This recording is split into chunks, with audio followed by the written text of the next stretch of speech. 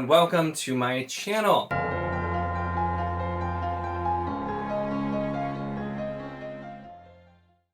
In this video, I'm going to be discussing The Demolished Man by Alfred Bester. This is the winner of the first ever Hugo Award and considered to be one of the best sci-fi books of all time. It is from the 50s, but I read recently The Star Is My Destination, also by Alfred Bester, and it's kind of noted for really not aging very badly. This one aged a little bit worse for a few reasons, but it was still a really interesting book. Now, the very first thing I have to talk about on why this aged poorly, and I just kind of want to get out of the way because this book it's kind of hard to review because of the fact that there were some really glaring issues and there were a lot of really good elements as well. So I just want to talk about the big negative right off the bat. And that is just unequivocally the treatment of female characters in this book. Pretty much every female character seems to only exist to want to have sex and or marry any male character that they come across. I don't think there are any exceptions, and that being the case, sometimes it's worse than others, but that was kind of the way that it went. I don't know, it's not clear if that was intentional for some reason, it was supposed to be showing something. There are some elements of the book that kind of show that in the future people may be kind of like programmed a certain way kind of thing. It's something that's more of an undertone and it's never explicitly stated, but I don't know if maybe that was supposed to be the implication or if this was just purely bad with that treatment. But so I did want to note that because it was recurring and it really was strange. We have a bunch of male characters and we even joke about, oh, all women seem to want us to get married. And there's times too where it just really makes no sense at all for it to be brought up. And so it was really strange. There wasn't really anything like this that was in The Star Is My Destination. So that's what I was not expecting it. And I was looking around at reviews and it's rarely mentioned as well. So I really don't know. But like I said, it was very troubling. Especially something that happens at the end of the book, which just kind of left me weird with how it went. And I don't want to get into any big specifics, but just know that is a thing, and I'm not looking past that when I talk about the positives of this book too, because despite that, there were a lot of really interesting parts of this book, and I understand why it's considered to be a really great sci-fi novel, even with the problematic parts of it. So I'm going to talk about those things now. Basically, the plot of this book is we have our main character, Ben Reich, who is the CEO leader of a huge company, and he is in a desperate war with his big competitor and wants to murder his competitor. But the problem is that there are, and it's not everybody, but there are all kinds of people who basically can read minds. There's a lot done to really set up how this works. So not just everybody could read minds, but mind readers are a part of a specific guild or kind of union in a lot of ways.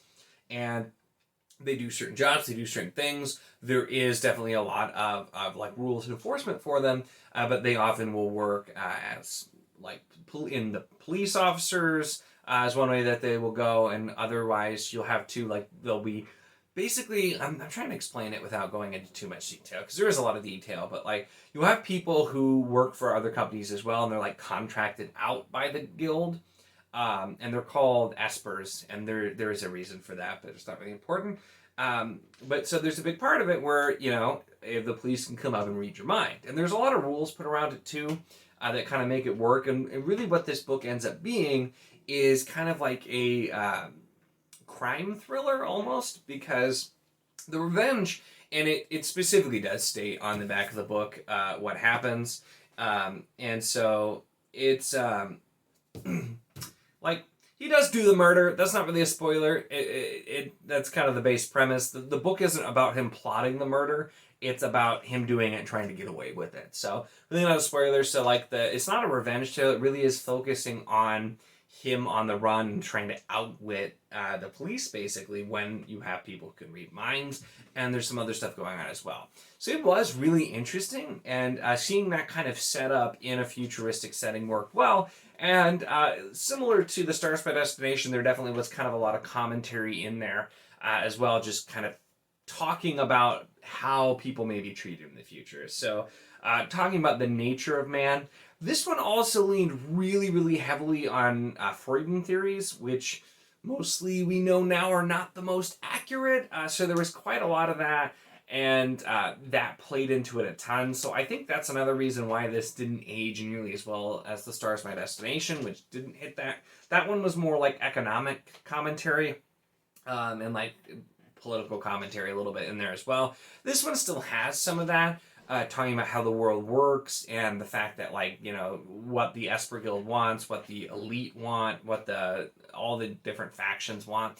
But between that and just using a ton of that kind of thing from Freud, it made it a little bit strange. But a lot of what was actually being discussed and what was actually happening, and like the idea of trying to outwit people who could read your mind, strategies to kind of block that, having other people who can read minds and affect different things of the mind, kind of go back and forth, this cat and mouse game.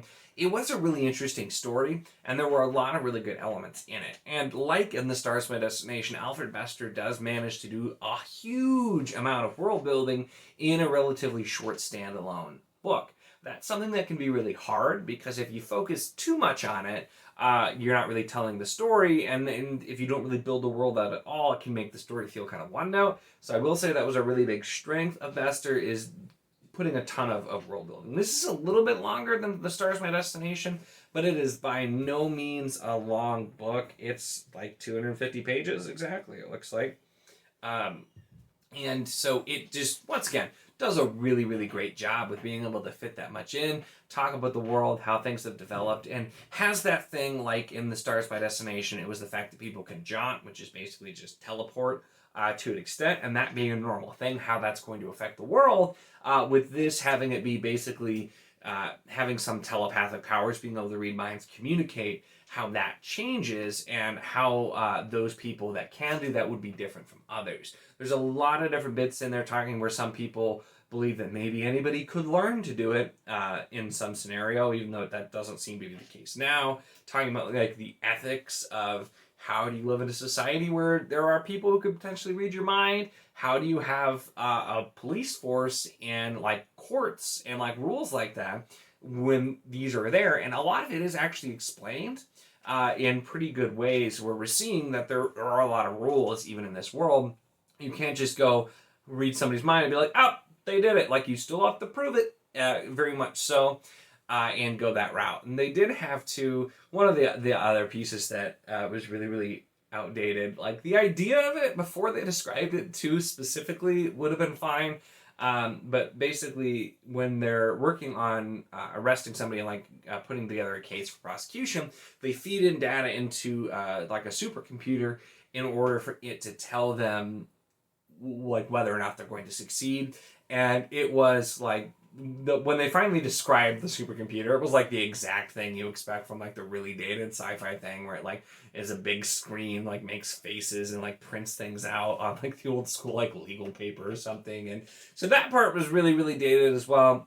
But just a lot of the ideas that were talked about were pretty fascinating in taking a look at the cat and mouse. Also, the bigger part of the plot as well is Ben Wright, the main character, is trying to figure out why he's being plagued by nightmares of the man with no face, and what the relevance of that to everything is. And so there's kind of the plot and the subplot, the crime thriller, and then also the like psychological thriller of him looking into it, other people getting involved in other people's minds, those kinds of elements. And so it does do several different things. Like I said, a lot of the psychology definitely felt pretty dated. I'm not like super into psychology, so I know no more than what I've had in like some basic psychology classes in high school and college. So it's definitely not an area of mine. But even I could see that some of the stuff that was being used definitely was pretty outdated. I did some looking just to see if that had been commented on, and like I said, there were definitely some people like commenting like, yeah, this leans pretty much into every theory that Freud had, which we now know are mostly not really very good science, and don't actually work out that way, although it definitely can be. And even some of the problematic things that I'll say, it's like, I feel like if some of it would have been there, it might have been okay, but it was the fact that it was everyone. Because there were some odd choices, and I feel like it's not necessarily always gonna be completely wrong, but you have like the typical characters who just like, oh, I just want to marry you, why won't you? Or, oh, anything you give me is good enough, even if you can't marry me, and things like that, that just, like, I'm like, really? But it got weird with some super Freud-related type stuff later on toward the end, which you could probably figure out at least a 50-50 shot of where I'm going with that without me being specific. But it was kind of strange.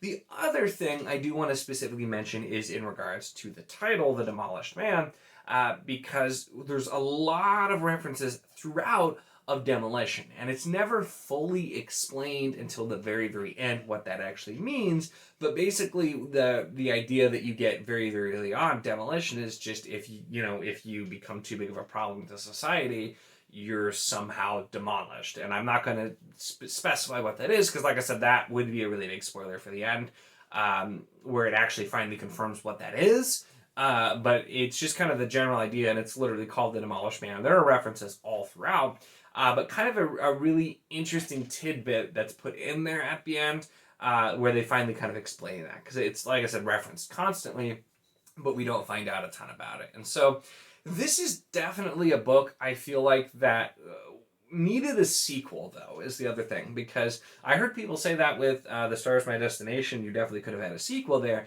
This book, though, did what it wanted to do with kind of the crime thriller, the psychological thriller, but it really left a lot of unanswered questions, which I think was intentional by the author. But I wanted to know a lot more about a lot of things. So a lot of the points of the world, the different factions that are vying for power and want to do very, very different things with it.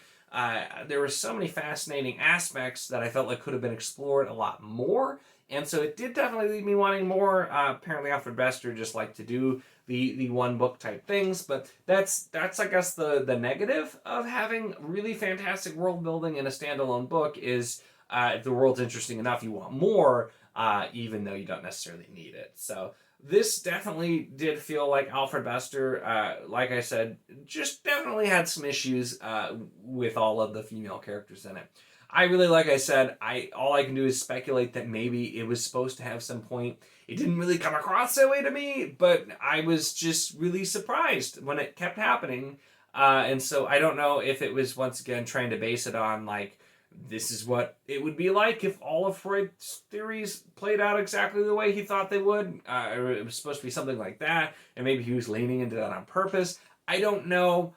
I can't really defend it. It was from the 50s, and even then, though, like I said, his other novel was also from the 50s. It did not have this kind of stuff in it. I don't know, and I haven't read anything else by him. So just wrapping back to that, yeah, I don't really know. I'm not trying to defend it. It was troubling with the different things that were in there, but I still think this is a novel that does have a lot of worth. And once again, I can see why this was lauded so much, but I feel like if you're going to talk about the good, you do need to talk about the bad as well. And so that's really what I was trying to do with discussing that right at the beginning and kind of wrapping back around, because it really is just one of those things that you can't really overlook. It was definitely prominent enough to have it there. But really, just if you're interested in a classic sci-fi, you kind of know, even though Bester is supposed to be better than most about having it immediately feel dated, but you kind of know you're going to get some weird stuff. You look at a lot of classic sci-fi authors, and there were some issues there, so I guess that kind of comes with the territory. I have not read a lot of classic sci-fi, but I've heard of other things like that. But I do still think this is a book worth reading. Just be aware that there's, I'm not endorsing everything about the book, but it does tell an interesting story. It does the kind of crime thriller thing, and there's a lot of really nicely interwoven plots, and just kind of the ideas that it brings up and discusses I thought were very interesting. Bester definitely had some ideas, I think, that were a little bit ahead of his time, behind the times in some other cases, but some of the ideas that he brings up, and a lot of it's not even super overt, but he does a great job of just bringing up these questions and discussing them through the actions of the characters. Sometimes not giving you everything that you want, but just giving you little tidbits. But this is definitely one that ended on a really interesting note with a lot of unanswered questions, but not necessarily in a bad way. It just kind of is one that you think about after you read. You continue to think like, oh, what probably would happen is where I generally landed on this. So that is my review of The Demolished Man by Alfred Bester. I have no idea how to rate this book, similarly to how I had no idea how to rate The Stars My Destination. So apparently I just can't rate Alfred Bester's books because it's like usually I do, my review is mostly about my enjoyment with the book, but I also do take into account like objective good or bad things of the book too. This is one where I really liked some parts and other parts I really did not. And so while I still think it's worth a read, I have no idea how I would rate this, and I tried to think about it before I filmed the review, and I never really figured it out. So I'm not sure, but if you're interested in classic sci-fi or any of the parts I talked about that weren't negative interest to you, I do think this is a book worth reading. I don't know if it's one that I'll reread, but it definitely was worth at least the first time read. So those are my thoughts on The Demolished Man. If you enjoyed the video, make sure to give it a like. Check the link in the description for a link to the Wizardly Do It Discord if you want to chat there. We're always chatting about books, all kinds of stuff going on, and it's just a lot of fun, and we'd love to have you. And of course, if you like my content, make sure to subscribe.